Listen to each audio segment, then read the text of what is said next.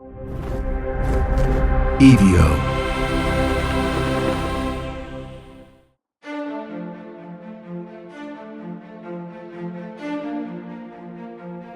So welcome back to the Ides of April. As I'm sure you figured out, no, I'm not Alec Baldwin. My name's Branden Morgan. I'm the writer and the creator of the show. Alec was gracious enough to provide his vocal talents for season 1. Moving forward, until I can get season 2 written and get Alec back behind the microphone, I'll be handling the narrating duties. Each week there'll be a new story about a political assassination that changed history. So if you're a history nut like I am, and you like a good story, you found the right place. I wanted to launch the weekly version of the show with the biggie, with the story that inspired everyone from William Shakespeare to John Wilkes Booth himself, the assassination of Julius Caesar. So, hope you enjoy. This is Chapter 1, The Rise of Caesar.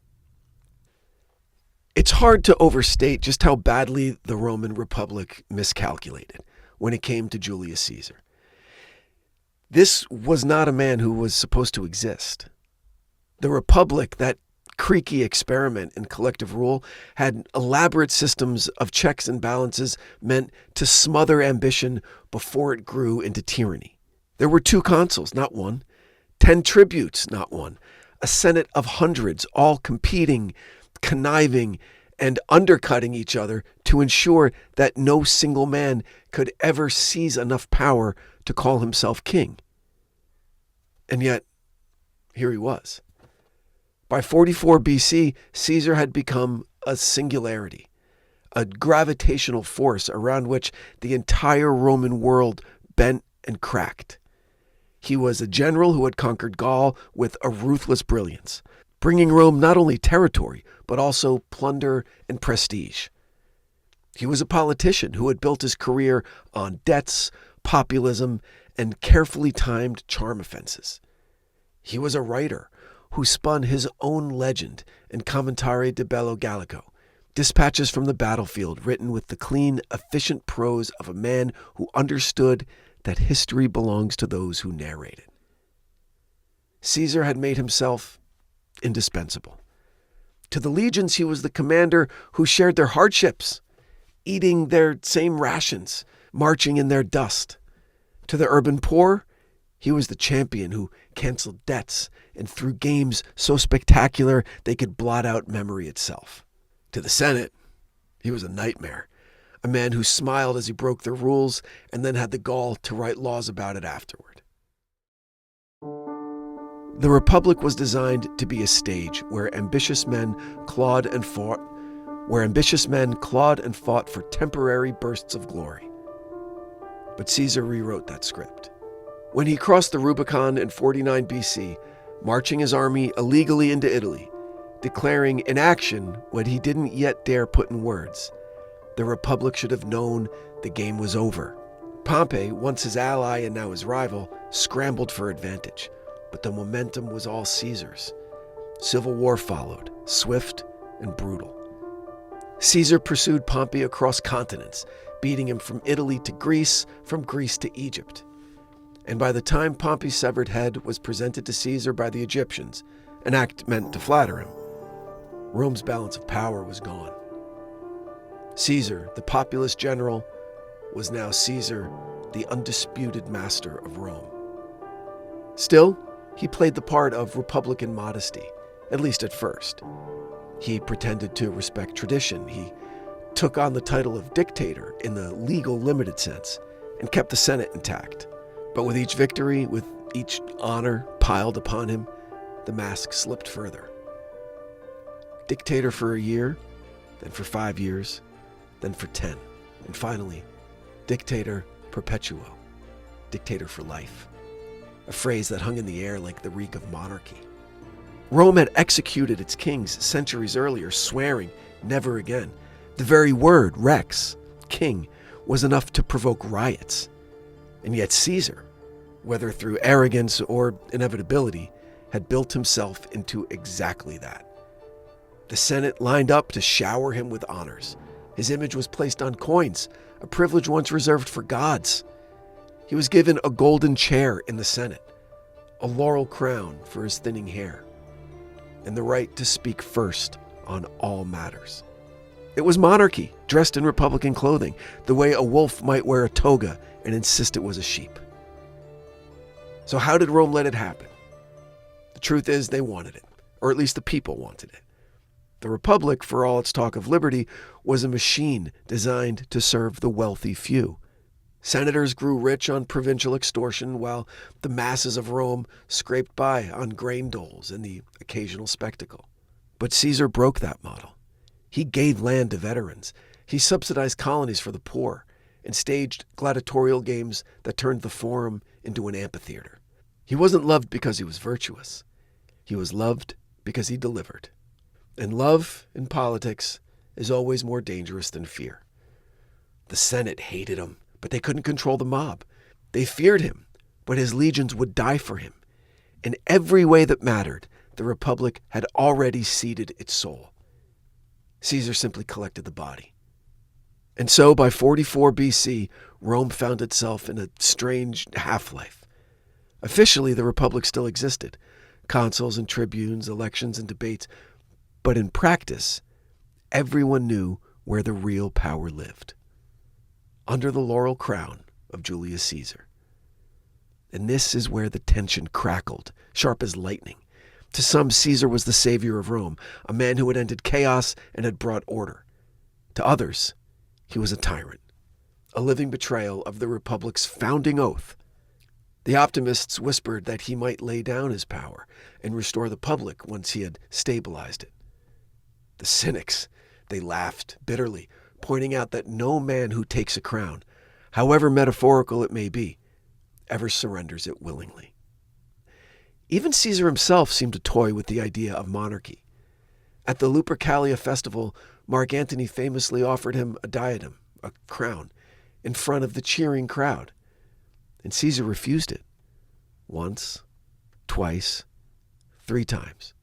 But the message was clear. He could have it if he wanted. The people were ready. The Senate was not. It was in these final months, as Caesar consolidated power, that the conspiracy began to stir. But before we descend into their whispered plots and sharpened blades, it's worth pausing here, at the height of Caesar's glory, to understand the precariousness of it all. If your dog could talk, they'd beg for Ollie. The full-body tail wag, the excited little hops, the big, goofy grin, that's the Ollie effect. Ollie delivers clean, fresh nutrition in 5 drool-worthy flavors, even for the pickiest eaters. Made in U.S. kitchens with highest quality human-grade ingredients, Ollie's food contains no fillers, no preservatives, just real food. And here's the thing. Healthier food means a happier pup, more energy, shinier coats, and more excitement at mealtime.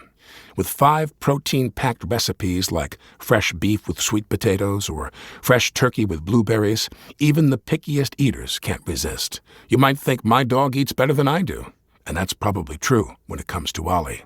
Get your welcome kit. For any first-timers, Ollie will send out your pup's first box with 2 weeks' worth of meals, a free storage container for mess-free serving, and a guide of how to gradually switch them over to their new diet.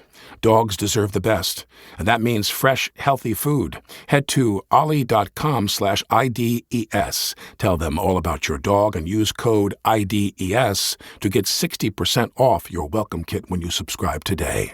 Plus, they offer a happiness guarantee on the first box, so if you're not completely satisfied, you'll get your money back. That's OLLIE.com/IDES and enter IDES to get 60% off your first box.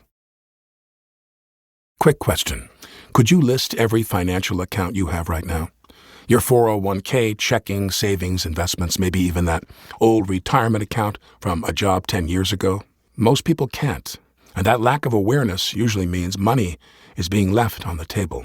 That's where Monarch Money comes in. It's an all-in-one personal finance tool that organizes your entire financial life in one clean dashboard on your phone or laptop. In minutes, you can link all your accounts, see where your money is going, and get smart visuals that make the big picture clear. No more juggling apps, no more spreadsheets. Monarch is designed for people with busy lives. It helps you save more, invest smarter, and actually feel in control of your money. That's why it's been named Best Budgeting App of 2025 by the Wall Street Journal, Forbes' Best App for Couples, and even recognized by CNBC as one of the top fintech companies in the world.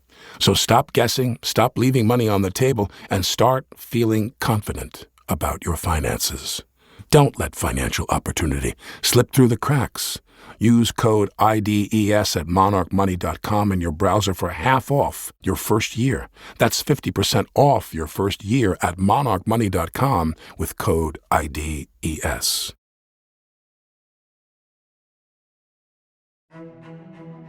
So Rome had spent centuries building a system designed to prevent this. All right?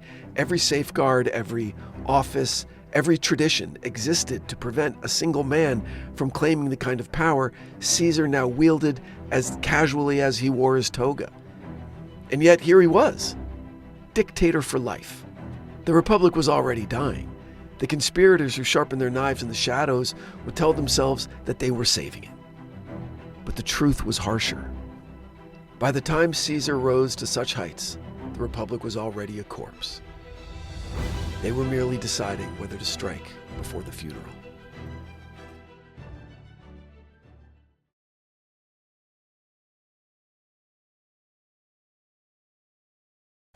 This is Chapter 2, The Conspiracy Forms. If the assassination of Julius Caesar feels inevitable now, that's only because history is merciless in its hindsight. At the time, it was anything but. Killing the most powerful man in Rome, the man adored by the masses and guarded by legions of veterans loyal to him personally, was not a foregone conclusion. It was lunacy, it was treason, and it was suicide dressed up as patriotism. And yet, men whispered. The whispers gathered in corners of the Senate, in atriums heavy with incense, in gardens where men strolled, pretending to admire statues while their eyes darted for eavesdroppers. What began as complaint, Caesar takes too much, Caesar ignores us, Caesar wears his laurel crown too proudly, quickly hardened into conspiracy, the kind of conspiracy that makes men sharpen knives instead of their tongues. The names that surface most clearly from that smoke are Marcus Junius Brutus and Gaius Cassius Longinus. Their reputations could not have been more different, yet together they became the moral scaffolding of the plot. Cassius was the engine. He was clever, restless, and unrepentantly bitter. He had fought alongside Pompey against Caesar during the Civil War, lost, and been pardoned by the man he now pretended to tolerate. But Caesar never truly forgave, and Cassius never truly forgot. Every triumph of Caesar's was a wound to Cassius's pride. He hated seeing Caesar raised above men he considered equals. He bristled at the sight of statues draped in Caesar's honors, coins stamped with Caesar's face. Cassius, in short, was motivated by the oldest fuel in politics: resentment. Brutus, on the other hand, was the keystone. Without him, the conspiracy would have looked like sour grapes. With him, it could be framed as noble.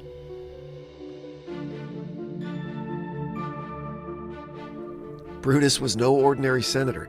He was the great-great-nephew of Cato the Younger, the arch-defender of Republican virtue. He was also a descendant of Lucius Junius Brutus, the man who had supposedly driven out Rome's last king and founded the Republic. His name was literally synonymous with liberty. And in the delicious cruelty of fate, Brutus was also a man whom Caesar had loved. Caesar had promoted him, had trusted him, had spared him after the Civil War. To Caesar, Brutus was family. But to the conspirators, he was camouflage.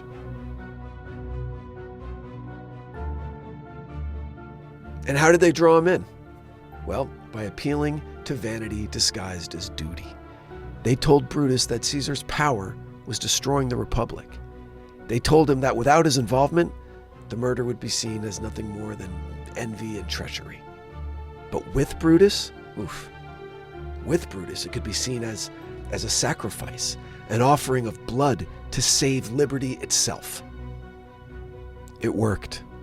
Brutus, torn between personal loyalty and public principle, convinced himself that the nobler path was the bloodier path, that his duty to the Republic outweighed his gratitude to Caesar, that he, above all others, had to act. Now again, it's worth pausing here to note how Brutus was received in his own time. The people admired him, but not passionately. He was respected more for his ancestry than his actions. He was seen as virtuous, but also indecisive. The sort of man who could deliberate endlessly and then convince himself that a bad choice was the right one simply because it had been painful to make. His peers respected his name more than his will. Cassius, by contrast, was known to be clever, yes, but also kind of petty. He was tolerated, but not beloved. His involvement marked the conspiracy as personal, even, as we said, petty. It was Brutus's involvement that laundered the blood. The conspiracy expanded, gathering more senators into its orbit. Decimus Brutus, a different Brutus because Rome was nothing if not confusing with her names, Trebonius, Casca, Cimber, men of varying motives and temperaments. Some were driven by resentment over slights, real or imagined. Some genuinely believed Caesar's death would restore the Republic. Others were simply along for the ride, eager to be on the right side of history, though they had no clear sense of what right meant. In the end, more than 60 men were counted among the plotters. 60 men, all of them senators, all of them convinced that striking down Caesar was the only path forward. Did they truly believe the Republic could be restored? Maybe. Or maybe they simply believed that Caesar's shadow had grown too long, that no other man could thrive while he lived. But here's the irony. Caesar knew. He was not a fool. He'd been warned of the conspiracy. He was told outright that senators whispered of daggers, but he dismissed it. Perhaps he believed himself untouchable, adored by the people, protected by his fame. Or maybe, deep down, he welcomed the danger. Great men often court death like a lover, seduced by the idea that their end will be as legendary as their life. Meanwhile, the conspirators rehearsed. They argued over where to strike, how to lure him, who would land the first blow. They rejected the idea of killing Antony as well, thinking it too extreme, too bloody. They were so naive at this point that it's staggering. Kill the dictator but spare his lieutenant? It was like removing the wolf and sparing the cubs. Still, they convinced themselves of their own virtue. That's the peculiar alchemy of political murder. Rarely do men admit, even to themselves, that they act from envy or spite.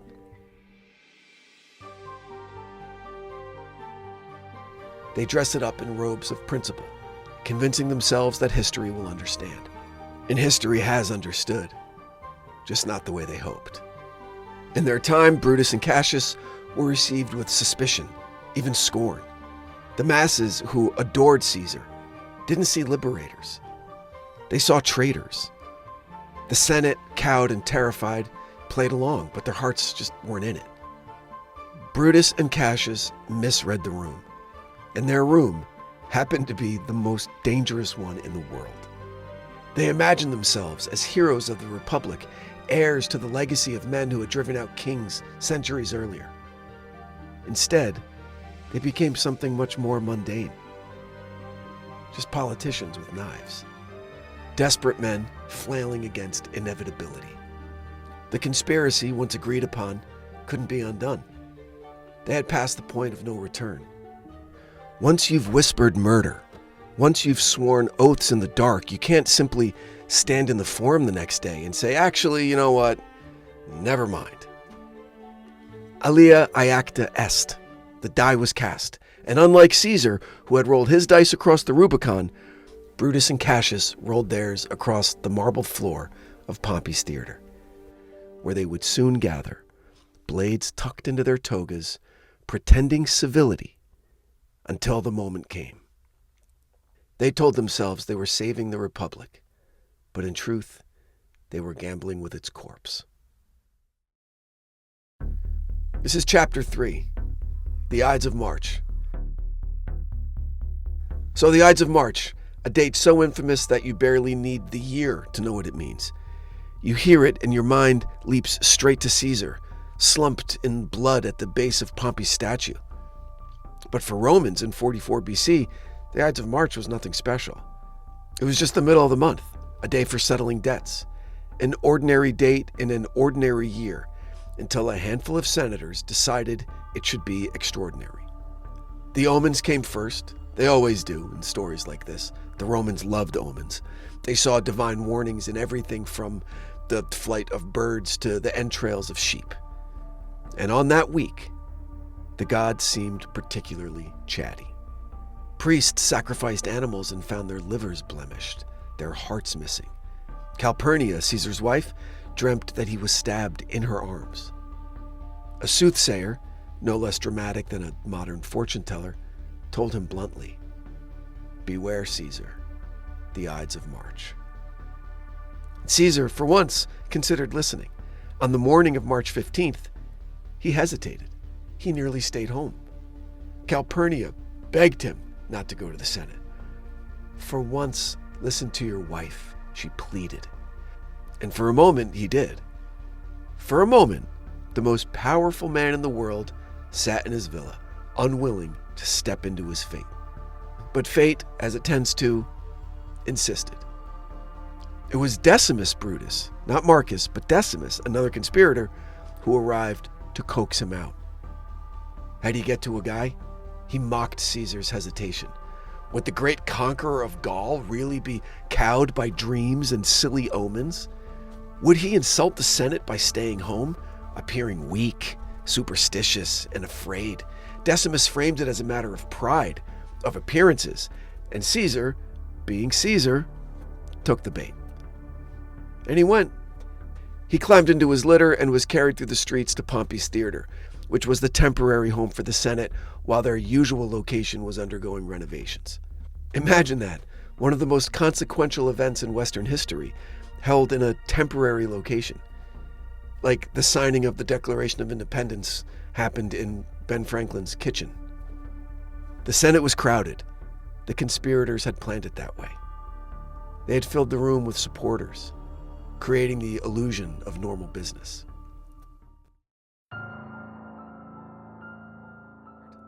Caesar entered, greeted with bows and obsequious smiles.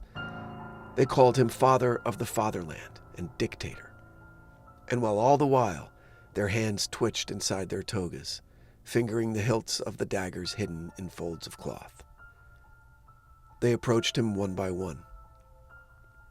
At first, it seemed ordinary, a senator making a request, another adding a plea. Tullius Cimber, who had asked that his brother be recalled from exile, pressed forward with his petition. Caesar waved him off. Cimber pressed again, grasping at Caesar's shoulders. And that was the signal. Casca struck first. His dagger glanced off Caesar's shoulder, awkward and unsteady. "Brother, what is this violence?" Caesar cried, grabbing Casca's arm. For a moment, it seemed the attack might falter, that the dictator's sheer force of will might scatter them. But then the others moved in. Daggers flashed in the lamplight, metal against cloth, against flesh. Caesar staggered, struck again and again. Suetonius claimed 23 wounds, though only 1 or 2 were fatal. He fought at first, raising his arms, shoving against his attackers. But when he saw Brutus, Marcus Brutus, the man he trusted, the man he loved, he faltered. Whether or not he spoke the famous words, "Et tu, Brute," we can't ever know.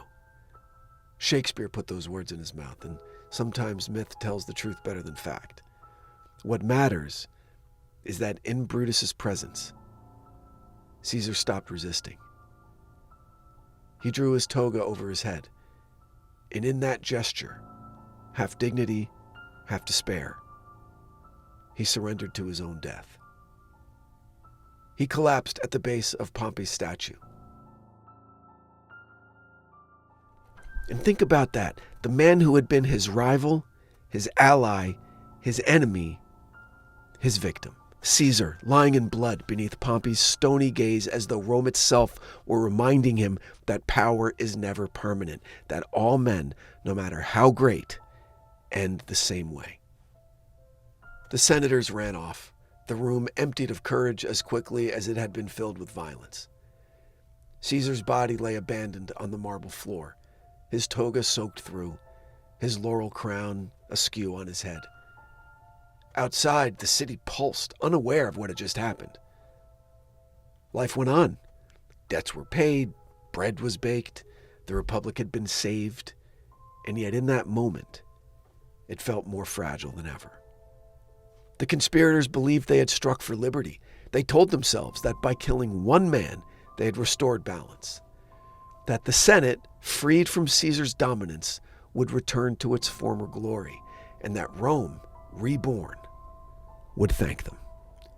But even as they wiped the blood from their hands, the first cracks in that fantasy appeared. The senators who were not part of the conspiracy, men who had witnessed but not participated, looked on in horror. They hadn't signed up for this. And outside those walls, the Roman people were not clamoring for liberty. They were clamoring for Caesar. Because while senators debated honor and tradition, the people cared about food and games and debt relief, and Caesar had given them all three. What strikes me most looking back is the almost absurd theatricality of it all. The omens, the pleas, the betrayal, the final gesture with the toga. It plays like a tragedy staged for an audience of gods, not men. And maybe that's the point. The Romans lived their lives like they were already being watched by posterity. Every action framed as an offering to history. Every death a performance. And on that March day in 44 BC, the performance ended in blood. Caesar's death was not just the end of a man. It was the end of an era. Though the conspirators would not yet realize it, the Republic had not been saved. It had been buried with him. This has been the Ides of April, the Assassination of Julius Caesar, Part 1. If you're still with us on this journey, follow, rate, and review the show wherever you get your podcasts. For more, follow us on Instagram at Ides of April Pod, and check out more shows from EVO Creative, including The Devil Within and Criminal Mischief. Because history doesn't just repeat itself, it sharpens its knives along the way. The Ides of April is an EVO production, recorded live at Bel Air Studios in Los Angeles, California. For EVO Creative, I'm your host, Branden Morgan.